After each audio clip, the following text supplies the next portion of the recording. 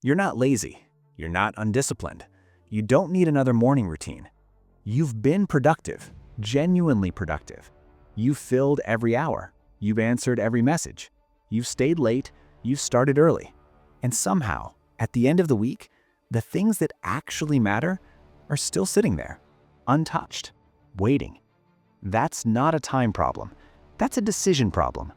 Most people are running at full speed in the wrong direction, and they don't realize it because movement feels like progress. But what if the entire framework you've been using to measure your own effort is the reason you're exhausted and still behind? Stay with me. Here's what you've been told. Work harder, do more, optimize every hour, fill the gaps, use the commute, skip lunch, hustle now so you can rest later. That idea isn't wrong because it's lazy advice. It's wrong because it assumes all effort is equal. It's not. Think about your last week. How many tasks did you complete? 20? 30? How many of them actually moved anything important forward? 2? Maybe 3? That's not a personal failure. That's structural reality. A small fraction of inputs creates the majority of outcomes. But the system you're working inside, the one that rewards busyness, doesn't show you that. It rewards visible effort, full calendars, fast replies, constant motion. So you fill your day with both, the vital and the trivial, weighted exactly the same.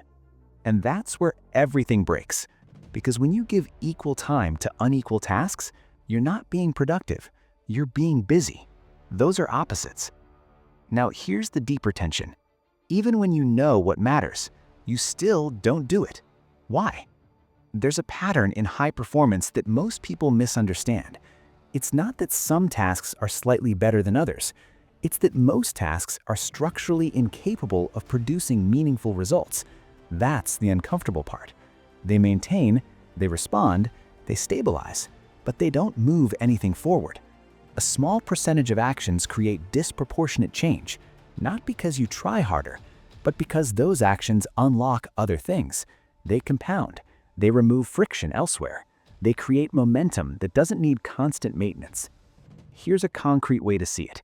Last year, I tracked 1 full week of my work, 52 hours logged. 6 of those hours created measurable forward movement. 6. The rest? Maintenance disguised as progress. That realization changed how I define productivity. Think about your last real breakthrough, not a task completed, a shift, a solved problem. You weren't clearing email. You weren't multitasking. You were thinking, uninterrupted, on one thing.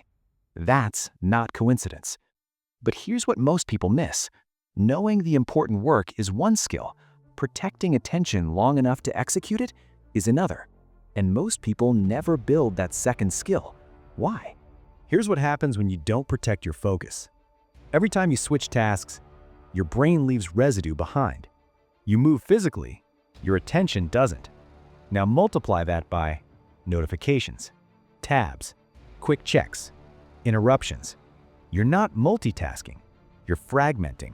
Fragmented focus produces fragmented thinking, and fragmented thinking produces safe work, not bold work, not meaningful work. When your best work keeps getting interrupted, when you never get to finish a thought, something subtle happens. You stop attempting the difficult work, not consciously, gradually, because shallow tasks are completable. They give closure. The important work waits. Again, 5 years of that doesn't just cost time. It rewrites identity. You start believing you're someone who stays busy instead of someone who builds. That shift is quiet, but expensive. So what actually works? 3 phases. Miss 1, the structure collapses. Phase 1, eliminate. Audit 1 week. Not how you felt, what you actually did. Write everything down. Then ask one question. If I never did this again, would meaningful outcomes change? You'll discover something uncomfortable. Most of your time goes towards preventing problems. Very little goes towards creating progress. Maintenance feels responsible. Creation feels risky. That's why maintenance expands and meaningful work shrinks. Elimination isn't laziness. It's strategic aggression. Reduce the maintenance tasks. Batch them. Shrink them. What remains is leverage. Usually 1 to 3 items. Most people don't need more discipline, they need fewer goals. Mini payoff. Clarity reduces cognitive noise immediately, but clarity alone doesn't create execution. Phase 2. Focus. Take one leverage task, schedule 90 minutes. Phone off, notifications off, one tab open. Your brain will resist. Checking feels productive. Thinking feels uncomfortable. That discomfort is the training. The difference isn't small. It's not 10% better. It's the difference between reactive work and original work, between responding and creating. One protected block per day will outperform not 5 reactive hours, categorically. But willpower fluctuates, so we remove the decision. Phase 3. Automate. You cannot rely on motivation. Motivation responds to mood, energy, weather. What you need is a trigger. Same time, same place, same first action. Coffee, chair, document.